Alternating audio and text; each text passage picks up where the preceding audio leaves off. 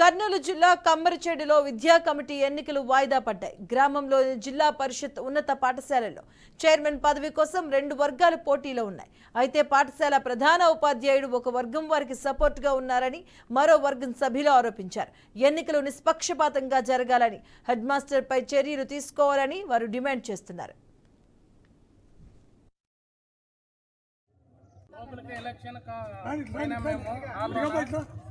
ఏకపక్షంగా head master sir వాళ్ళ పక్షాన చేయెత్తిచ్చి పద్ధతి పెట్టినాడు. మేము స్వచ్ఛందంగా నిలబడితే అక్కడే కౌంటింగ్ చేసి వాళ్ళకే మద్దతు తెలుపుతున్నాడు. మేము నిలబడకపోతే ఉండండి అంటున్నారు కొంతమంది దీంట్లోన.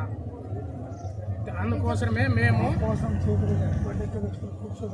మా కోసం వ్యక్తులు ఎత్తినట్టు వ్యక్తులుగా కూర్చోబెట్టి కలిసి అక్కడే చేయలేస్తున్నారు. ఒక్కొక్కరికి వాళ్ళకి 2 పాటలు చేయెత్తున్నారు.